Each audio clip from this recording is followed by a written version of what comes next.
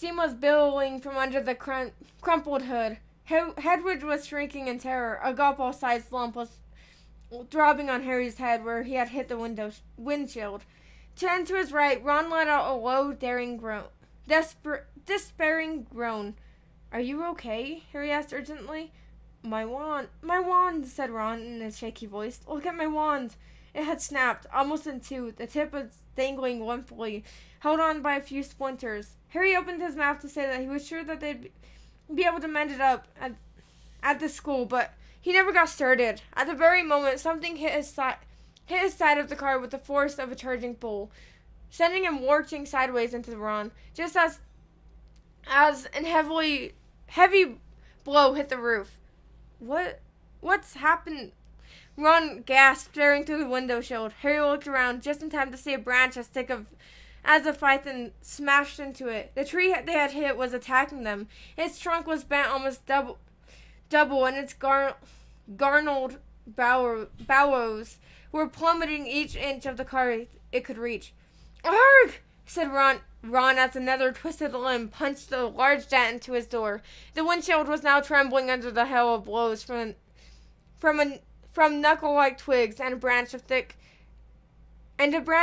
as a battering ram was pounding furiously on the roof, which seemed to be caving. "Run for it!" Ron shouted, throwing his full weight against the door. But the next second he had been knocked backward into Harry's lap by a vicious uppercut from another branch. "We're done for," he moaned as the ceiling sagged, but suddenly the floor of the car was vibrating. The engine had restarted. "Reverse! Reverse!" Harry yelled, and the car shot backwards. The tree was still trying to hit them, but they could hear its roots creaking as it almost ripped itself up, lashing out at them as they sped out of reach. "That," panted Ron, "was close. Well done, car." The car, however, had reached the end of its tether. With two sharp clunks, the door flew open, and Harry felt his seat tip sideways. Next thing he knew, he was sprawled on the damp ground. Loud thuds told him the car was ejecting their luggage from the trunk. Hedwig's cage flew through the air and burst open. She rose out of it with an angry screech and sped off towards the castle without a backward look. Then, dented, scratched, and steaming, the car rumpled off into the darkness, its rear lights blazing angrily. "Come back!" Ron yelled after it, brandishing his broken wand. "Dad'll kill me!" The car disappeared from view with one last snort from its exhaust. "Can you believe our luck?" said Ron miserably, bending down to pick up Scabbers. "Of course, of all trees we could have hit, we had to get one that hits back." He glanced over his shoulder at the ancient tree, which was still flailing its branches threateningly. "Come on," said Harry wearily. "We'd better get up to the school." It wasn't all that triumphant arrival they had pictured. Stiff, cold, and bruised, they seized the ends of their trunks and began dragging them up the grassy slope towards the great oak front doors.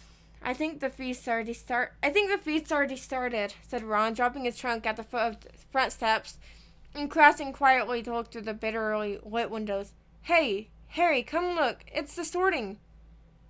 Harry hurried over, and together he and Ron peered into the great hall. Innumerable candles were hovering in midair over 4 long, crowded tables, marking the golden plates and goblets sparkle. Overhead, the bewitching ceiling, which always mirrored the sky outside, sparkled with stars.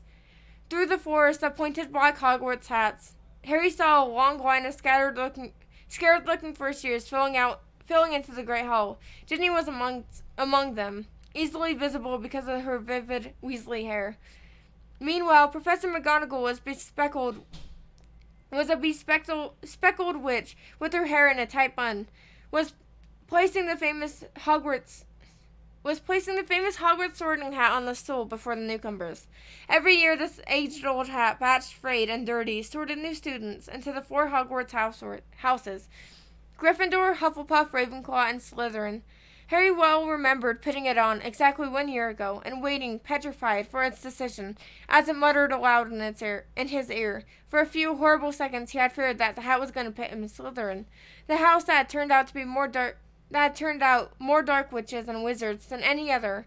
But he had ended up in Gryffindor, along with Ron, Hermione, and the rest of the Weasleys. Last term, Harry and Ron had helped Gryffindor win the house championship, beating Slytherin for the first time in 7 years.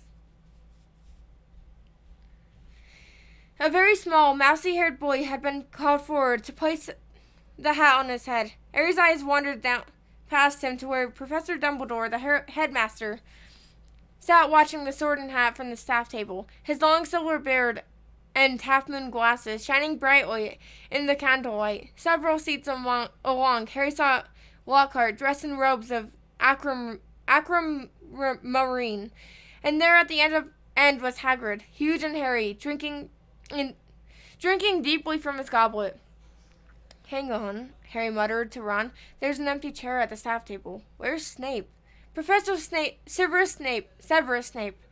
Professor Severus Snape was Harry's least favorite teacher. Harry also happened to be Snape's least favorite student. Cruel, sarcastic, and disliked by everybody, except students from his own house, Slytherin. Snape taught potions. "Maybe he's ill," said Ron hopefully. "Maybe he's left," said Harry, "because he missed out on the Defense Against Dark Arts job again." "Or he might have been stacked," said Ron enthusiastically. "I mean, everyone hates him." Or maybe, said a very cold voice right behind him, "he's waiting to hear why you two didn't arrive on the school train." Harry spun around. There, his black robes rippling in the cold breeze, stood Severus Snape. He was a thin man with shallow skin, a hooked nose, and greasy shoulder-length black hair. And at this moment he was smiling in a way that told Harry he and Ron were in very deep trouble. "Follow me," said Snape. Not daring even to look at each other, Harry and Ron followed Snape up the steps into the vast, echoing entrance hall, which was lit with flaming torches. A delicious smell of food was wafting from the great hall. I wonder what happens when students miss their train. Let me think.